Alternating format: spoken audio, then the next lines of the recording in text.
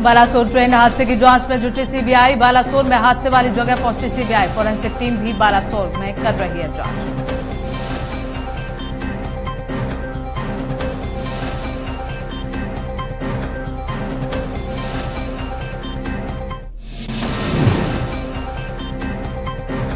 महाराष्ट्र के अहमदनगर में औरंगजेब की फोटो लिए युवक का वीडियो वायरल। पुलिस ने मामला किया दर्ज और 4 युवकों के खिलाफ मामला दर्ज।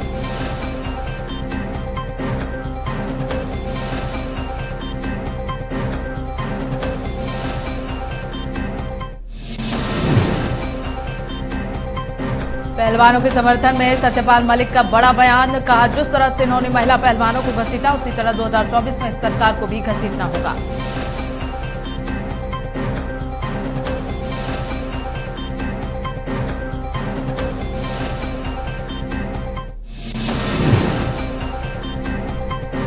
भारतीय किसान यूनियन ने रद्द किया 9 जून को जंतर मंतर पर कार्यक्रम। राकेश टिकैत ने दिया बयान। कहा, जो पहलवान कहेंगे हम तब समर्थन देंगे।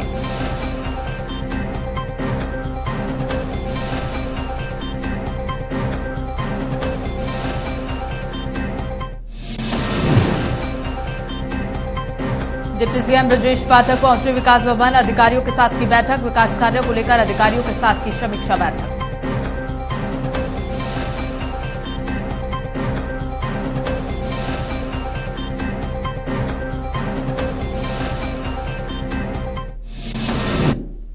नमस्कार, मैं पूनम तांगर। आप देख रहे हैं न्यूज वॉच इंडिया। बुलेटिन की शुरुआत करेंगे ओडिशा से बड़ी खबर के साथ। बालासोर में ट्रेन हादसे का मामला।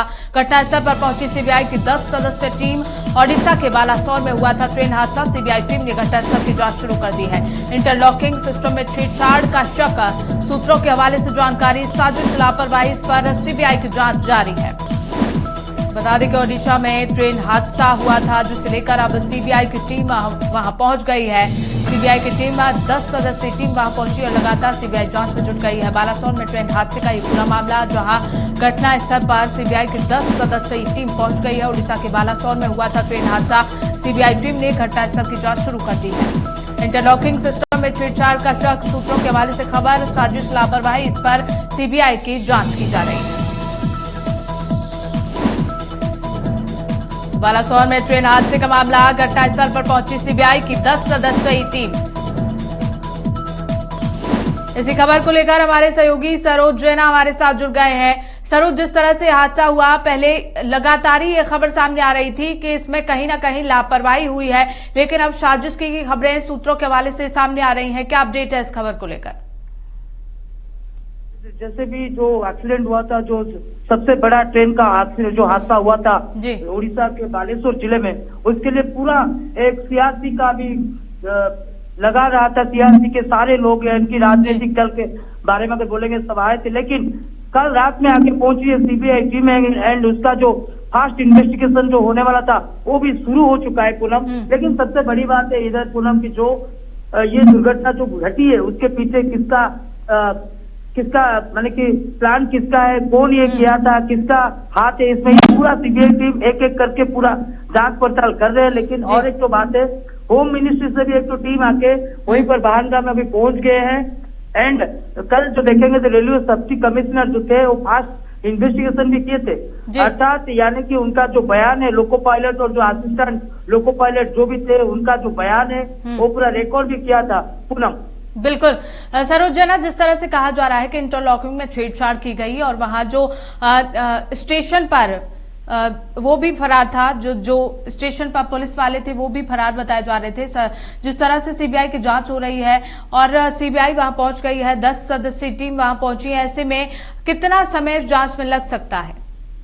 देखिए, ऐसे तो हम लोग कोई सटीक से नहीं बता सकते कितना टाइम लगेगा, कितना इन्वेस्टिगेशन, क्या क्या चीज के लिए इन्वेस्टिगेशन होगा। लेकिन जो ट्रेन के दुर्घटना के लिए जो लोग इसके माने कि इसमें इन्वॉल्व हैं, जैसे कि लोको पायलट है, असिस्टेंट लोको पायलट है, ट्रेन का जो इंटरलॉकिंग सिस्टम था, और भी कई सारे सवाल भी अभी खड़े हो रहे हैं। तो ये सबको लेकर जो इन्वेस्टिगेशन टीम आके कल रात में पहुंची है बहानगा में, वो पूरा 1 to 1 पूरा बीट बाय बीट सबका एक एक जो बयान भी ले रहे हैं, उसके साथ पूरा इन्वेस्टिगेशन को भी आगे भी बढ़ा रहे हैं। उनके साथ सहयोग भी कर रहे हैं, लोकल जो बंदे हैं वो भी जो भी रियल लाइव देखे हैं ये एक्सीडेंट कैसे हुआ, क्या हुआ। और एक तो खोर्धा के जो डीआरएम जो है रेलवे के, वो भी एक तो बयान दे रहे हैं कि ये फिजिकली टेम्परिंग की वजह से भी ये दुर्घटना हुआ है, शायद वो भी शायद भी इधर लगा रहे हैं। लेकिन ये सबसे बड़ी बात है, जो भी सूचना भी मिल रहा है, ये फिजिकल टेम्परिंग और सिग्नल के वजह से ये नहीं हुआ बोल के भी डीआरएम ने पूरा स्पष्ट बोला है। बिल्कुल सरोज, अगर बात की जाए तो अब तक सीबीआई ने किन किन के बयानों को दर्ज किया है? अगर अब तक की जांच की बात की जाए तो किस किस के बयान सामने आए? अभी तक पूनम जो भी सामने आया है, जो भी पूरा क्लियर पिक्चर अभी भी सामने आया है, 2 जन का बयान लिया गया है। एक है लोको पायलट और एक है असिस्टेंट लोको पायलट। और उसके अलावा जो भी उनमें लाइव में देखे हुए थे, जो घटनास्थल पे उपस्थित थे जब ट्रेन एक्सीडेंट हुआ, उनसे भी कुछ बयान वो लिए थे। उसके अलावा ट्रेन में जो स्टेशन मास्टर, उनका भी बयान लिया गया है। पूनम जी बिल्कुल सरोज, बहुत बहुत शुक्रिया हमारे साथ जुड़ने के लिए और तमाम जानकारी साझा करने के लिए।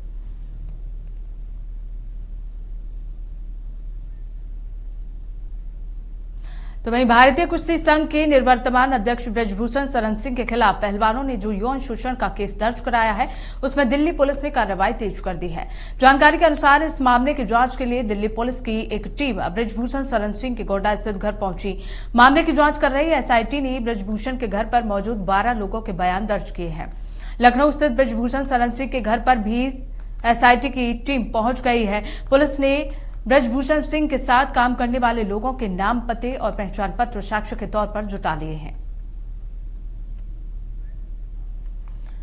तो कई लोगों के बयान दर्ज हो चुके हैं। लगातार जिस तरह से जंतर मंतर पर पहलवानों का प्रदर्शन जारी था ब्रजभूषण के खिलाफ, उसे लेकर अब सीबीआई और एसआईटी की टीम लगातार जांच कर रही है और गोंडा स्थित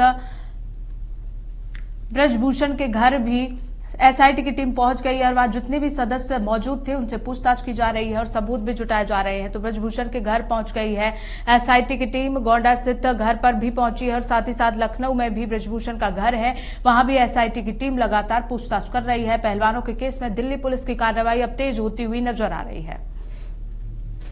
तो वहीं भारतीय किसान यूनियन ने रद्द किया 9 जून का जंतर मंतर पर कार्यक्रम। भारतीय किसान यूनियन के राष्ट्रीय प्रवक्ता राकेश टिकैत ने रद्द कर दिया है कार्यक्रम। पहलवानों की बातचीत सरकार और गृह मंत्री से चल रही है। राकेश टिकैत का कहना है कि सरकार अब कार्रवाई करने के लिए राजी हो गई है, तो इसीलिए धरना स्थगित कर दिया गया है। पहलवान आगे जो तारीख देंगे हम समर्थन जरूर करेंगे। राकेश टिकैत का कहना है कि जब भी पहलवान हमें कोई तारीख सौंपेंगे हम समर्थन के लिए जरूर जाएंगे। तो भारतीय किसान यूनियन ने 9 जून का जंतर मंतर पर जो कार्यक्रम था वो रद्द कर दिया है। भारतीय किसान यूनियन के राष्ट्रीय प्रवक्ता ने कहा कि जब भी पहलवान हमारा समर्थन मांगेंगे हम हमेशा तैयार रहेंगे। पहलवान जो भी आगे तारीख तय करेंगे हम उस तारीख पर पहलवानों को समर्थन करेंगे। बता दें कि भारतीय किसान यूनियन 9 जून को जंतर मंतर पर कार्यक्रम करने वाला था अब, लेकिन राकेश टिकैत ने कार्यक्रम रद्द कर दिया है क्योंकि पहलवानों की बातचीत सरकार और गृह मंत्री से हो गई है। राकेश टिकैत का कहना है कि इसमें सरकार ने अब कार्रवाई तेज कर दी है, तो इसीलिए कार्यक्रम जो है वो रद्द करना पड़ा। इसी खबर को लेकर हमारे सहयोगी नागेंद्र भाटी हमारे साथ जुड़ गए हैं। नागेंद्र, 9 जून को जंतर मंतर पर कार्यक्रम था, भारतीय किसान यूनियन जाने वाला था प्रदर्शन करने के लिए, लेकिन अब राकेश टिकैत ने कार्यक्रम रद्द कर दिया है। जी पूनम, देखिए सारे मामले को लेकर 2 जून को कुरुक्षेत्र में एक खाप पंचायत हुई थी जिसमें राजस्थान, पंजाब, हरियाणा, दिल्ली और यूपी के जो खाप चौधरी हैं उनकी पंचायत हुई थी। उसमें ये फैसला लिया गया था कि यदि 9 जून तक भारतीय कुश्ती संघ के जो पूर्व अध्यक्ष हैं ब्रजभूषण शरण सिंह, उनकी गिरफ्तारी नहीं होती है तो फिर 9 जून से जंतर मंतर पर धरना प्रदर्शन फिर से पहलवानों को ले जाकर शुरू किया जाएगा। लेकिन अब जिस तरह से शनिवार को गृह मंत्री से मिले हैं पहलवान और उसके बाद से उन्होंने अपनी जो ड्यूटी है वो ज्वाइन कर ली है और जो धरना है वो एक तरह से फिलहाल स्थगित कर दिया है, तो उसके बाद से अब जो खाप है उसकी तरफ से भी ये अपडेट आया है कि 9 जून को होने वाला जो जंतर मंतर पर धरना प्रदर्शन था वो फिलहाल के लिए स्थगित कर दिया गया है। बिल्कुल नागेंद्र, जिस तरह से खाप पंचायतों ने 2 जून को जंतर मंतर पर महापंचायत बुलाई थी, ऐसे में बड़ा असर उसका देखने को मिला था, तो कहीं ना कहीं ये कार्रवाई खाप पंचायतों के उस धरना प्रदर्शन की वजह से हुई है क्या? उसका ये बड़ा असर देखने को मिल रहा है?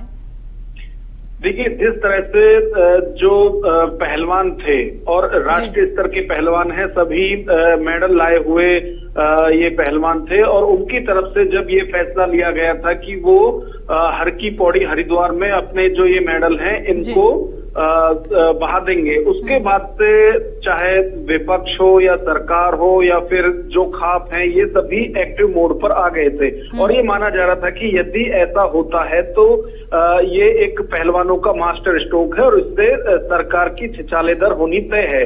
उसके बाद से चाहे खाप के जो चौधरी हैं उनकी तरफ से इसको रोका गया और उनको 5 दिन का वक्त उस टाइम लिया गया था, लेकिन फिर अब जिस तरह से पंचायत हुई, गृह मंत्री से मिले, उसके बाद बहुत चीजें ये चेंज हुई है और फिलहाल पहलवानों को लगता है कि अब शायद जल्दी ही उन्हें न्याय मिल जाए और ब्रजभूषण शरण सिंह पर कोई कार्रवाई हो। जी बिल्कुल नागेंद्र, अगर एक और देखा जाए तो 2024 के लोकसभा चुनाव भी नजदीक है, ऐसे में क्या लगता है कि जो सरकार है वो चुनावों के मद्देनजर भी एक्शन लेती हुई नजर आ रही है? बिल्कुल, देखिए अब 1 साल का वक्त भी नहीं रह गया है आम चुनाव के लिए और इसमें जो विपक्ष है वो ये चाहेगा कि ज्यादा से ज्यादा जो लोग हैं वो विरोध सरकार का करें और सरकार चाहेगी कि कोई इस तरह का बड़ा मूवमेंट सरकार के खिलाफ ना हो। अब क्योंकि ब्रजभूषण शरण सिंह बीजेपी के सांसद भी हैं और बीजेपी के नेता भी हैं, तो अगर कोई ब्रजभूषण शरण सिंह का विरोध कर रहा था तो वो सीधे सीधे बीजेपी का भी उसमें विरोध हो रहा था। हालांकि पहलवानों की तरफ से कहा गया था कि वो किसी जाति, धर्म या समुदाय या फिर पार्टी के खिलाफ नहीं है, उनका जो विरोध है वो सिर्फ जो फेडरेशन के अध्यक्ष हैं उनसे है। तो फिलहाल सरकार इस मूड में नहीं है कि उनके खिलाफ इस तरह का कोई बड़ा मूवमेंट हो, तो सरकार की तरफ से भी इसमें कोशिश की जा रही है कि किसी भी तरह से ये मामला दबाया जाए। जी बिल्कुल नागेंद्र, बहुत बहुत धन्यवाद हमारे साथ जुड़ने के लिए। खबरों में आगे बढ़ेंगे। देश की राजधानी दिल्ली में आपराधिक घटनाएं थमने का नाम नहीं ले रही हैं। ताजा मामला नॉर्थ ईस्ट दिल्ली के जाफराबाद इलाके का है, जहां पर बदमाशों ने ताबड़तोड़ गोलियां बरसाईं। इस घटना में 2 भाई समेत 4 लोग घायल हो गए। नॉर्थ ईस्ट दिल्ली के जाफराबाद इलाके में गोलीबारी की घटना में 4 लोगों के घायल होने की जानकारी मिली। इस मामले की दिल्ली पुलिस जांच कर रही है। पुलिस को सूचना मिलने के बाद टीम यहां पहुंची। पीड़िता की मां शायरा बानो ने जानकारी देते हुए कहा कि उनके दोनों बेटों को गोली मारी गई। उनके बेटों का किसी से कोई झगड़ा नहीं था। बता दें कि देर रात युवक अपने घर के पास बैठा हुआ था। घर के अंदर उसकी मां खाना बना रही थी। इसी बीच कुछ लोग आए और अचानक से फायरिंग शुरू कर दी। इस घटना के बाद पूरे इलाके में अफरा तफरी का माहौल हो गया। घटना में 4 लोग घायल हो गए। उन्हें अस्पताल में भर्ती कराया गया, जहां उनका इलाज चल रहा है। वहीं ये पूरी घटना सीसीटीवी कैमरे में कैद हो गई। साथ ही पुलिस इस मामले की जांच में जुट गई है।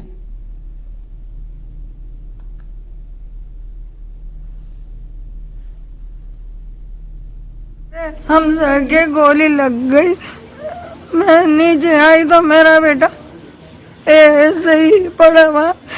अम्मी पानी दे दो, मैंने 2 बच्चों की लगी गोली, 2 बेटों की लगी मेरे गोली। लेकिन ये पहले सीधे निकलेंगे फिर वापस आएंगे पिस्टल। ये हो सकेगा 5 मिनट। खबर को लेकर हमारे सहयोगी दीपक हमारे साथ जुड़ गए, उनसे जान लेते हैं। दीपक, किस वजह से युवकों पर फायरिंग की गई, क्या है पूरा मामला? के अंदर लगातार एक के बाद एक आपराधिक घटनाएं सामने आ रही है। पहले चापाडेरी के अंदर साक्षी मर्डर केस को अंजाम दिया गया, जिसके बाद बदरपुर में एक युवक की चाकू कूटकर हत्या कर दी गई और अब जाफराबाद इलाके के अंदर ये गैंगवार की जो है वारदात सामने आई है। कहीं ना कहीं अपने आप में सुरक्षा व्यवस्था पर बड़ा सवाल खड़ा करती है। जानकारी के मुताबिक जो है जाफराबाद इलाके की करीबन रात के करीबन 9 बजे की ये घटना बताई जा रही है। गली नंबर 38 के अंदर कुछ हमलावर जो है वहां पर घूम रहे थे और उन्होंने इन 2 भाइयों को शूट किया और शूट करने के दौरान वहां पर 4 लोग मौजूद थे। इस फायरिंग के अंदर जो है 4 लोगों के घायल होने की सूचना है, जिसमें से एक की हालत गंभीर बताई जा रही है और 4 का इलाज जो है अस्पताल में अभी जारी है। बिल्कुल दीपक, प्रशासन का इस पर क्या कहना है? किस वजह से फायरिंग की गई? क्या कोई आपसी रंजिश इसके बीच सामने आ रही है?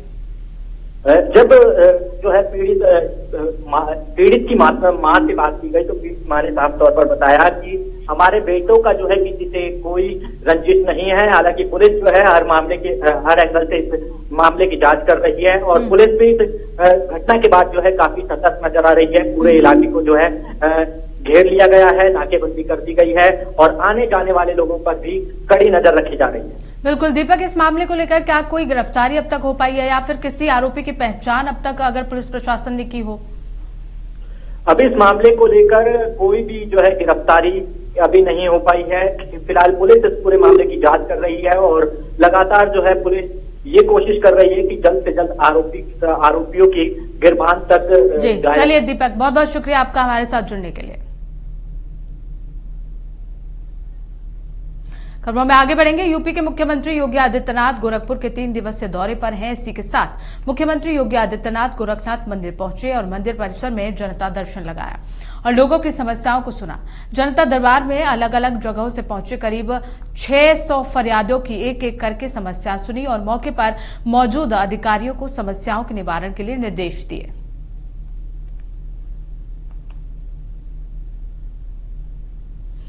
तो दिल्ली से बड़ी जानकारी का रुख कर लेते हैं, जहां यूपी में बड़ी राजनीतिक हलचल। केजरीवाल और अखिलेश यादव की कल मीटिंग। अखिलेश से मिलने केजरीवाल और टीम लखनऊ आ रही है। दिल्ली अध्यादेश को लेकर अखिलेश से मीटिंग की जाएगी कल शाम। अखिलेश केजरीवाल की संयुक्त मीटिंग। आम आदमी पार्टी की ओर से केजरीवाल संजय सिंह मौजूद रहेंगे। तो बड़ा अपडेट, लगातार अध्यादेश के विरोध में केजरीवाल समर्थन मांगते हुए विपक्षी पार्टियों से नजर आ रहे हैं। ऐसे में आम आदमी पार्टी की ओर से केजरीवाल संजय सिंह कल इस बैठक में मौजूद रहेंगे। सपा अध्यक्ष अखिलेश यादव से मिलने के लिए केजरीवाल पहुंचेंगे। यूपी में बड़ी हलचल, केजरीवाल और अखिलेश यादव की कल मीटिंग है। अखिलेश से मिलने केजरीवाल और टीम लखनऊ आ रही है।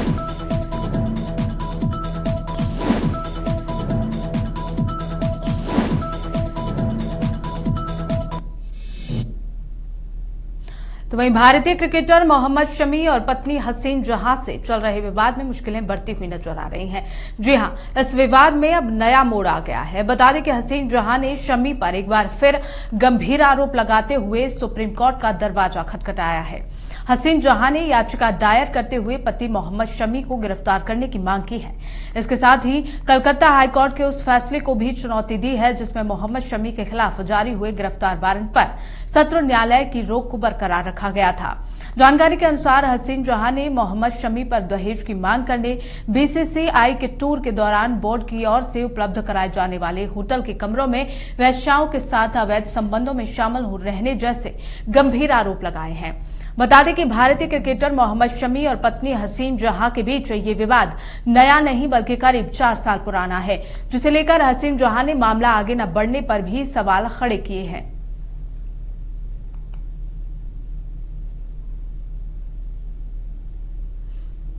तो हसीन जहां ने अब सुप्रीम कोर्ट का दरवाजा खटखटाया है।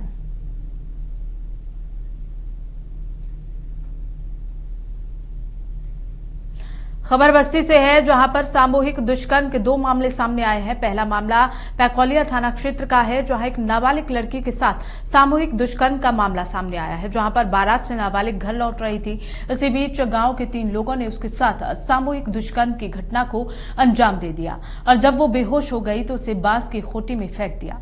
वहीं दूसरा मामला बस्ती जिले के गौर थाना क्षेत्र में सामने आया, जहां पर सब्जी लेने गई 15 साल की नाबालिग युवती के साथ सामूहिक दुष्कर्म किया गया और उसकी हत्या कर दी गई। परिजनों ने थाने में मामला दर्ज कराया है। पुलिस मामले की जांच पड़ताल में जुट गई है। पुलिस ने जानकारी देते हुए बताया कि एक आरोपी को गिरफ्तार कर लिया गया है।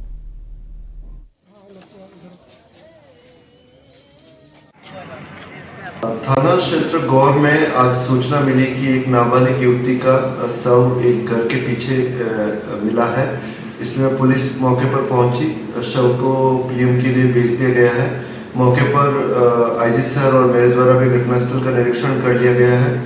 इसमें एक मोनू साहनी को गिरफ्तार कर लिया गया है। पूछताछ में उसने बताया कि वो लड़की को।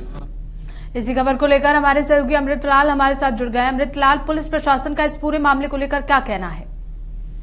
जी, पुलिस प्रशासन में पुलिस पुलिस अधीक्षक बस्ती का कहना है कि मौके पर पुलिस पहुंचकर लाश को पीएम अपने कब्जे में लेकर पीएम के लिए भेज दिए हैं और आगे की कार्रवाई हो रही है और मुकदमा दर्ज कर एक आरोपी को गिरफ्तार कर लिया गया है। 2 आरोपियों की तलाश के लिए पुलिस टीम बनाई गई है और जगह जगह छापामारी की जा रही है। लेकिन कहीं ना कहीं लगातार ये घटनाएं हो रही हैं जिससे क्षेत्र में दहशत का माहौल है। पीड़ित परिवार का क्या कहना है अमृत? पीड़ित परिवार का कहना है कि मेरी बेटी सब्जी लेने गई थी और वो जब देर शाम तक नहीं आई तो हम लोग खोजबीन किए और खून से लथपथ एक गांव के ही मकान के पीछे लाश मिली और उसके बाद हम लोग पुलिस को सूचना दिए और पुलिस सूचना देने के बाद लेट पहुंची और फिर जब यहाँ बच्ची को देखा गया तो पूरी तरह बच्ची अस्पताल ले जाने का प्रयास किया गया तो ये पता चला कि रास्ते में ही दम तोड़ दी है। जी अमृत, बहुत बहुत धन्यवाद हमारे साथ जुड़ने के लिए।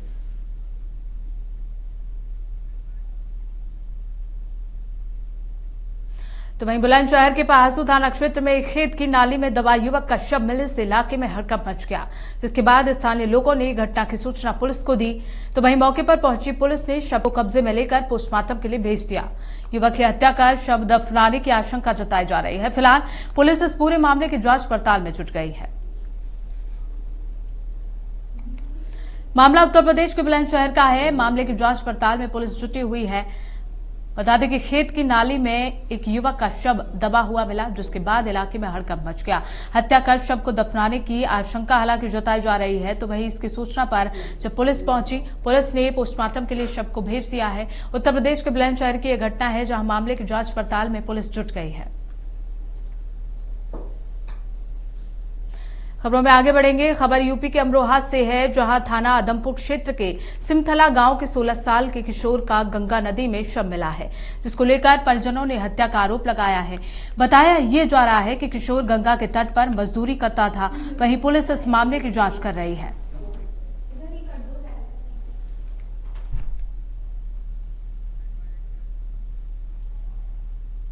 ग्रेटर नोएडा के थाना इकोटेक क्षेत्र में ताला लगे घर में चोरी का मामला सामने आया है। जानकारी के अनुसार घर में रह रहा परिवार घर पर ताला लगाकर देहरादून गया हुआ था। उसके बाद अज्ञात चोरों की ओर से घर का ताला तोड़कर चोरी की घटना को अंजाम दिया गया। वहीं जब परिवार घर लौटा तो देखा कि सारा सामान बिखरा पड़ा है और घर में रखे 4 से 5 लाख तक के जेवरात चोरी हो चुके थे।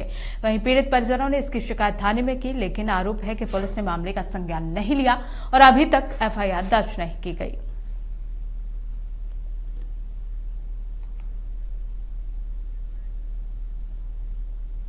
तो वहीं गाजियाबाद के बॉर्डर थाना क्षेत्र के गुलाब वाटिका कॉलोनी में संचालित नशा मुक्ति केंद्र से खिड़की उखाड़कर 52 मरीज भाग गए।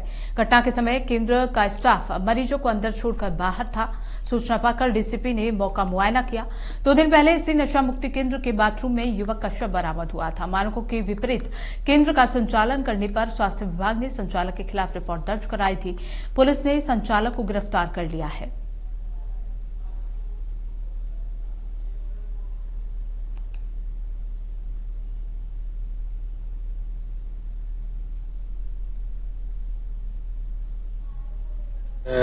गुलाब वाटिका चौकी क्षेत्र में जीवन दान वेलफेयर सोसाइटी नशा मुक्ति केंद्र है, जिसमें पिछले 2 तारीख को एक व्यक्ति जिसका कि नशा मुक्ति केंद्र में इलाज चल रहा था, उसने आत्महत्या कर ली थी। इस संबंध में थाना हाजा पर एक मुकदमा पंजीकृत कराया गया 346, 306 और मेंटल हेल्थ एस्टेब्लिशमेंट एक्ट की अन्य धाराओं में।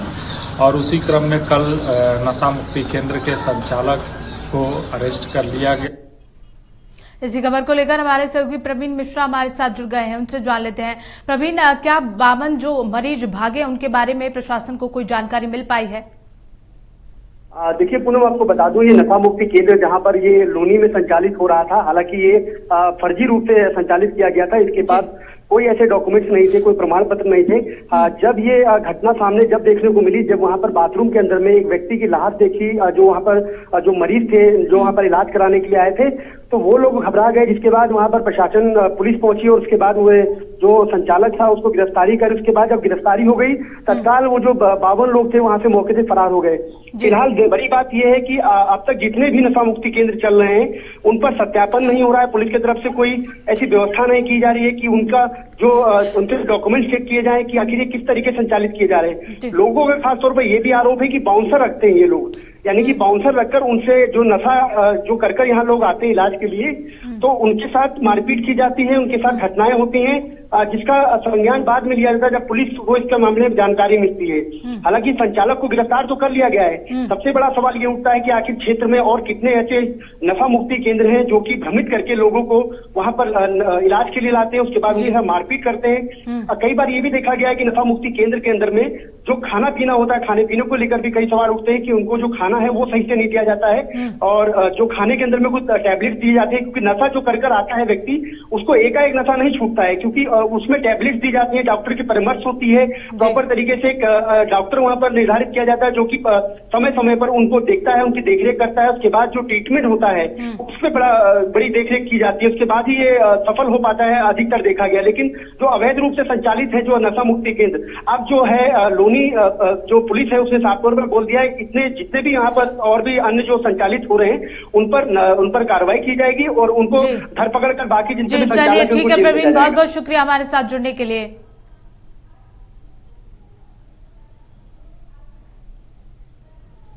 तो फिलहाल बुलेटिन में बस इतना ही। देखते रहिए न्यूज़ वॉच इंडिया।